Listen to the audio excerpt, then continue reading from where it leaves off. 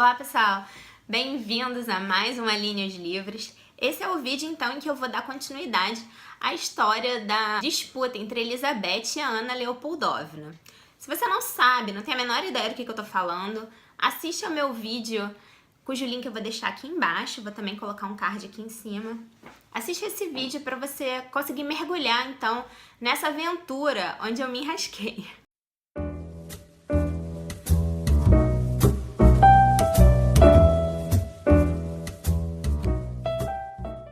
Essa história, então, recomeça com a Anna Leopoldovna, que foi deixada no trono pela sobrinha do Pedro Grande, pela Ana de Courland. Ela teve um filho que foi nomeado sucessor da Ana de Courland. E esse menino se chamava Ivan VI. Ivan VI, porque Ivan V era o avô dele. Mas ele vai ter como regente a Anna Leopoldovna. E é aí que tudo vai mudar. Porque Elizabeth vai ficar furiosa. Ela tá vendo tudo acontecer, a pensão dela tá sendo reduzida, ela foi convidada a se retirar da capital, São Petersburgo. As coisas estão começando a ficar esquisitas pro lado dela. E numa noite, em que a Anna Leopoldovna tá pretendendo mandar Elizabeth nos próximos dias para um convento, para que ela pare de ter esse comportamento promíscuo, para que ela pare de dar assunto para as pessoas da corte e assunto para a nobreza europeia também, para outras cortes, ela vai querer colocar a Elizabeth num convento. E aí Elizabeth é acordada no meio da noite pelo Dr. Lestock, que é o médico da família, e reza a lenda que ele vai mostrar uma folha para ela com duas caricaturas. Numa delas, a Elizabeth está como imperatriz, muito bonita, muito elegante, naquele porte real. E na outra, ela está com uma cara bem triste, com toda aquela roupa de freira, com uma forca atrás, outras cores que caracterizam ali aquelas celas onde viviam as freiras no convento. Mas o fato é que essa situação vai ser suficiente, essa sugestão do médico, para Elizabeth levantar da cama, pegar um cavalo, parece que estava um frio enregelante, gente, um frio cortante, aquele frio russo, muita neve, tipo menos 30 graus, por aí, e daí para baixo. Ela vai até o exército e vai dizer: eu sou a filha do Pedro Grande e agora eu vou tomar o império desses usurpadores que querem roubar o que é meu.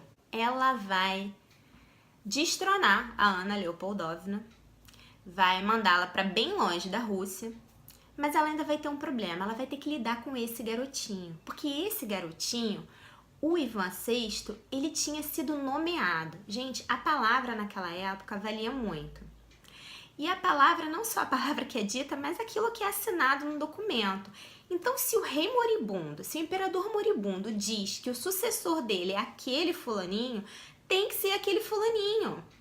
E por mais que houvesse essa questão, né, do sangue, do herdeiro pelo sangue, do sucessor pelo sangue, se ele nomeou, falou, tá falado, pessoal.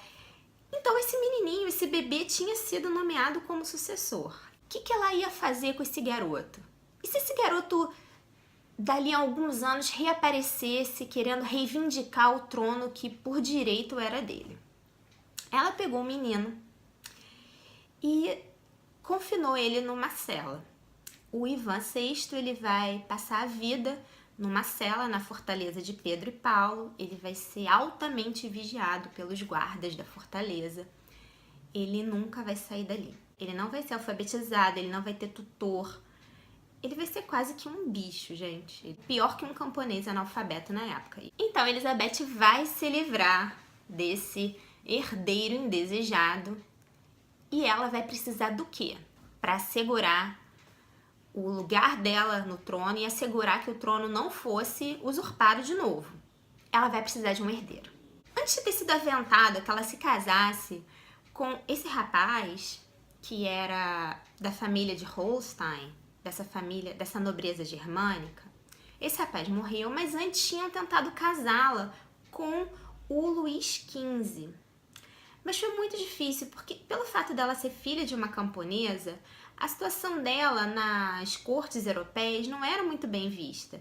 Ninguém queria recebê-la ou casar um nobre com ela, por medo de que a França ou outra grande potência pudesse ter ali uma meia plebeia, né? Metade plebeia, metade aristocrata, no lugar do trono. Ela perdeu, digamos assim, as chances de se arranjar na vida se casando com um aristocrata. E ela já tinha tido muitas aventuras amorosas, muitas, gente. E ela nunca engravidou. Ela nunca teve um filho dessas aventuras. Então ela meio que concluiu com o Dr. Lestock, que era o médico da família, que a tinha alertado para que ela fosse lá pegar o que era dela. Eles meio que acordaram que ela não ia ter filhos. E aí ela vai precisar de um herdeiro. E ela vai mandar buscar o Pedro III. E aí que o Pedro III vai voltar para essa história.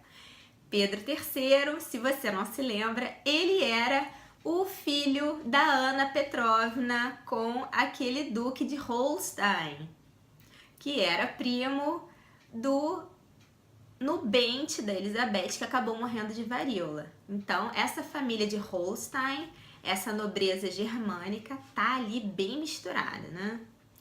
O Pedro III é um menino de 11 anos que vive, então, com esses tutores e esses professores. A Elizabeth vai mandar trazer o menino para a Rússia. E lá ele vai, então, receber tudo que é recomendado para um nobre, para a formação de um nobre russo. Mas aí vocês já estão me perguntando, caraca, quando é que vai começar a história da Catarina? Eu cliquei nesse vídeo porque eu queria assistir a história da Catarina Grande. E até agora não apareceu Catarina Grande nenhuma, só apareceu uma Catarina, a primeira que já morreu. E cadê a Catarina? Acalmem-se, é agora que a Catarina Grande vai aparecer. Só que ela não era Catarina, ela não tinha esse nome ainda. E agora eu vou pedir a paciência de vocês para darem uma olhadinha rapidinho, mais uma vez, na árvore genealógica de outra família, dessa família Holstein. Johanna Elisabeth Gottorp Holstein era uma mulher que era irmã desse rapaz com quem Elizabeth não se casou. Ela ia se casar com o primo do Duque de Holstein, o primo do Carlos Frederico. Ela não se casou, mas esse rapaz que morreu tinha muitos irmãos. Ele tinha 11 irmãos. E um desses irmãos era a Johanna Elisabeth Gottorp Holstein. Essa mulher teve uma filha. Essa filha se chamou Sofia Anhalt Zerbst. Também naquele mesmo esquema de uma princesinha germânica, de uma nobreza empobrecida. Eles não tinham dinheiro, mas muito nome. Naquela época, nome, palavra, ordem, tudo isso valia muito. Embora eles estivessem falidos, ela tinha um nome, tinha um berço. E essa menina, Sofia Anhalt Zerbst, a sobrinha do grande amor da vida de Elizabeth, ela vai ser tomada pela Elizabeth como a sua protegê. A Sofia Anhalt Zerbst, a filha da Johanna, essa irmã do noivo da Elizabeth, a sobrinha querida da Elizabeth, ela vai ser convidada para ir para a Rússia.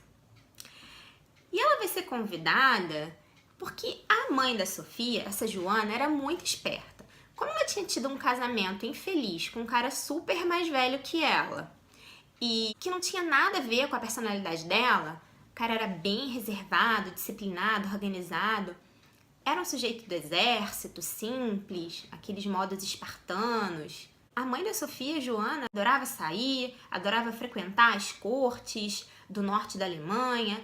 Então, ela queria uma outra vida para a filha dela. Então, ela viajava, ela tinha uma vida social muito rica. E quando ela descobriu que Elizabeth tinha tomado o trono, ela mandou uma carta para Elizabeth, parabenizando a Elizabeth por tudo que ela tinha feito, admirando, dizendo que sentia saudades. Afinal, ela quase foi cunhada da Elizabeth, né? E o plano da Elizabeth é casar a pequena Sofia, de 13 anos, com o Pedro III, o querido sobrinho dela, filho da Ana Petrovna. Então é aí, minha gente, que vai começar a história do livro. Tudo isso para que vocês entendam exatamente o que se passa na história. O que a história precisou encenar aqui pra gente para que a Catarina fosse essa mulher tão poderosa. Catarina vai ser o nome da Sofia Anhalt-Zerbst. Ela era protestante, uma princesa germânica. Ela vai para a Rússia e lá ela vai se converter à fé ortodoxa. A Elizabeth vai dar a ela o nome de Catarina, porque era o nome que a sua mãe tinha recebido. A mãe dela era Catarina I. E essa menina que ia gerar com o sobrinho dela o herdeiro de Elizabeth, ia se chamar Catarina II. Ekaterina em russo. Então nós conhecemos a Catarina a Grande. E aí que começa então toda a história. Esse livro do Messi é sensacional, mas ele conta muitos detalhes. São muitos e muitos e muitos capítulos até ele chegar no momento em que a Catarina se torna imperatriz da Rússia. E ela só se torna imperatriz com 33 anos. Ela vai para a Rússia aos 14 anos e ela fica muito tempo lá. Ela se converte à fé ortodoxa, ela troca de nome, ela se casa com o Pedro III. Ela passa 9 anos casada sem que o Pedro III sequer toque nela. Então, eles não produzem um herdeiro. Elizabeth fica furiosa com isso, ela está cada vez mais ansiosa, 9 anos e nenhum herdeiro, e o menino Ivan VI lá crescendo, trancafiado na cela. A Elizabeth já paranoica, achando que iam soltar o rapaz, daqui a pouco ele iria aparecer lá num cavalo, pronto para destroná-la, para tomar o poder, para tomar a Rússia. Então era uma paranoia ali coletiva. Todo mundo que tomava o trono por um golpe, ainda que tenha sido realmente por direito, Elizabeth ela era herdeira, esse medo a acompanhava dia e noite por anos.